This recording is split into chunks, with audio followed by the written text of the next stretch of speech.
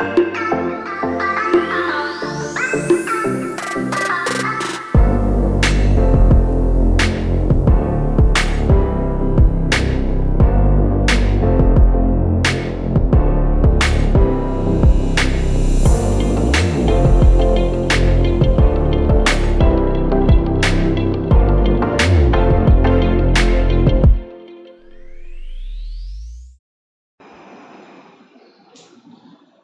যেটা পড়বো আমরা সেটা হচ্ছে Mason field theory. Mason field theory মানে কি, আমরা এতক্ষণ ধরে যা পড়ে এসেছি, মনে করো একটা নিউক্লিয়াসের মধ্যে মেজর পার্টিকেল কি কি, neutron R proton.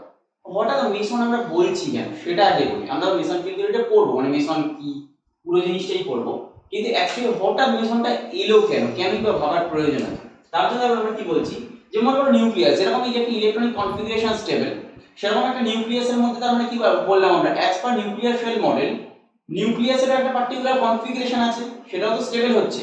For example আমরা কি বলছি যে হিলিয়াম 42 সেটা হাইলি স্টেবল, নাম্বার অফ নিউট্রনস দুটো, নাম্বার অফ প্রোটনস দুটো। মনে করো ক্যালসিয়াম 4020 সেটা highly stable, number of neutrons 20, number of protons 20। তাহলে এখানে কি আছে, যেরকম মনে করো ইলেকট্রনিকের একটা কনফিগারেশন, ইলেকট্রনিক কনফিগারেশন আছে, সেরকম একটা পার্টিকুলার নিউক্লিয়ার কনফিগারেশনও তাহলে আছে, তাই তো? নাহলে তো স্টেবল হতে পারতো না। তাহলে সেই কনফিগারেশন অনুযায়ী আমরা কি বলছি যে যেটা মনে করো ইলেকট্রনগুলো যে ফোর্স অনুযায়ী স্টেবল, সেই রকম তাহলে নিউক্লিয়াসের মধ্যে এই যে নিউক্লিয়ন্স গুলো আছে, কি কি আছে, নিউট্রনস আর প্রোটনস মেজর পার্টিকেল, তাহলে তাদেরকেও তো কোনো একটা ফোর্স পুরো বাইন্ড করে রেখেছে।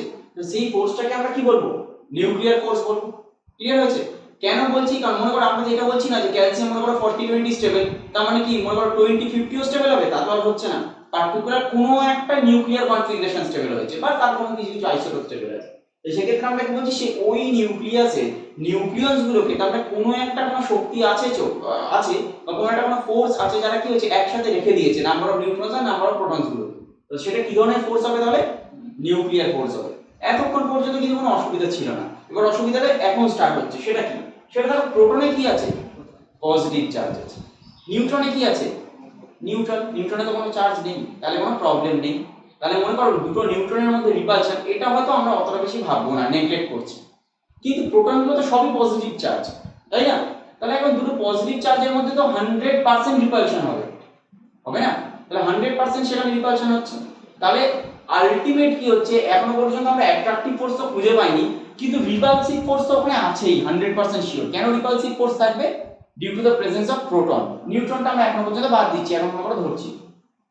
তাহলে repulsion between two positive charge, এটা তো থাকবে। তাহলে তার জন্য কি হবে, ওটা তুলনামূলকভাবে আনস্টেবল হয়ে যাবে, তাহলে সেটাকে আমরা কি বলবো, রিপালসিভ ফোর্স বলবো। তাহলে এখন এটা তো আমরা জানি যে এই রিপালসিভ ফোর্সটা আমরা জানতে পারছি, কিন্তু হিলিয়াম 42 তো স্টেবল, বা ক্যালসিয়াম 4020 স্টেবল বা লেড স্টেবল, এটা তো আমরা জানি। তাহলে এদের মধ্যে যে নিউক্লিয়ার ফোর্সটা আছে, বা এদের মধ্যে যে অ্যাট্রাকটিভ ফোর্সটা আছে, এটা অ্যাটলিস্ট বুঝতে পারছি এটা রিপালসিভ ফোর্সের থেকে অনেকাংশে বেশি, না হলে তো স্টেবলটা হতো না। ক্লিয়ার হয়েছে? তাহলে সেখানে কোনো না কোনো অ্যাট্রাকটিভ ফোর্স অবশ্যই আছে, যে অ্যাট্রাকটিভ ফোর্সটাই আছে না কেন, সেটা কিন্তু রিপালসিভ ফোর্সের থেকে তুলনামূলক অনেকটাই বেশি। এবার আমায় জানতে হবে যে অ্যাট্রাকটিভ ফোর্সটা কি। এই অ্যাট্রাকটিভ ফোর্সটা কি, তার জন্য আপনার প্রথম যেটা মাথায় আসবে সেটা কি আসবে, হতেই পারে সেখানে ইলেকট্রোস্ট্যাটিক ফোর্স অফ অ্যাট্রাকশন, কারণ আমরা ফিজিক্সে এগুলো পড়ে এসেছি যে ইলেকট্রোস্ট্যাটিক ফোর্স অফ অ্যাট্রাকশন।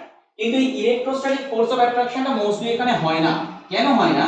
কারণ ইলেকট্রোস্ট্যাটিক ফোর্স অফ অ্যাট্রাকশনটা কি হয়, q1 q2 divided by r square, এটাই হয় তো, তাই তো?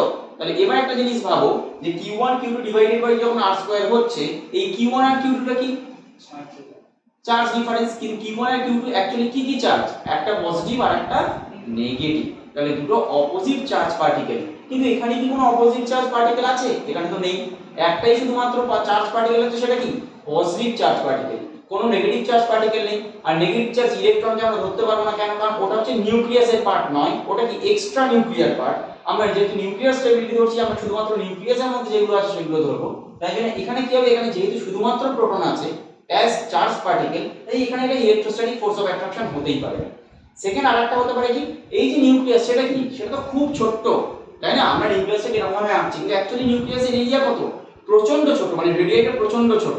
তাহলে এই যে নিউক্লিয়ার ফোর্সটা হবে, সেটা কি হবে, খুব কম ডিসটেন্সের একটা ফোর্স, একটা ভাবো। তাহলে এখানে কি হবে, আরটা যদি প্রচন্ড ছোট হয়ে যায়, আরটা কি আছে, তাহলে আরটা নেগলিজিবল হয়ে যাবে সেক্ষেত্রে। তাই এখানে কি বলছি যে নিউক্লিয়ার ফোর্সটা আছে, সেটা অ্যাকচুয়ালি কি খুব শর্ট ডিসটেন্সের ফোর্স, যেটা কিনা নিউক্লিয়াস স্টেবিলিটির জন্য কাজ করছে, তাই এখানে ইলেকট্রোস্ট্যাটিক ফোর্স অফ অ্যাট্রাকশনটা অ্যাট লিস্ট অ্যাট্রাকটিভ ফোর্স হিসেবে কাজ করতে পারে না।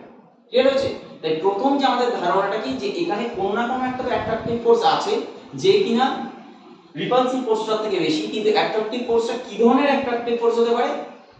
একটা আমরা ভাবছিলাম যে অ্যাকচুয়ালি এটা ইলেকট্রোস্ট্যাটিক ফোর্স অফ অ্যাট্রাকশন হতে পারে কি পারে না, কিন্তু ইলেকট্রোস্ট্যাটিক ফোর্স অফ অ্যাট্রাকশন হবে না কেন? তার জন্য দুটো কারণ।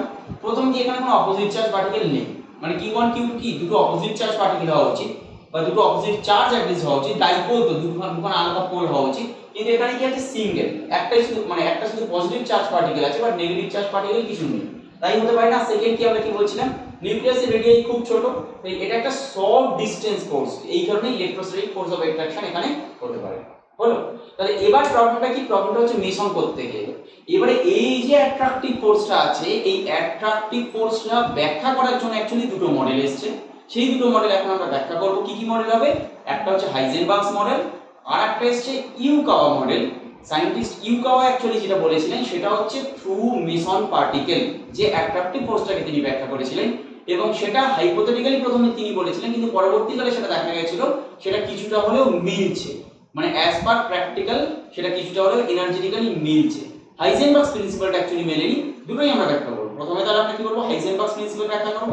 সেকেন্ড আমরা আসবো কোথায়, ইউকাওয়া মডেল, যেখানে অ্যাকচুয়ালি আমরা মেসন নিয়ে ব্যাখ্যা করব, সেই মেসন পার্টিকেলই অ্যাকচুয়ালি এই অ্যাট্রাকটিভ ফোর্সের ধারণা করি। ক্লিয়ার হয়েছে?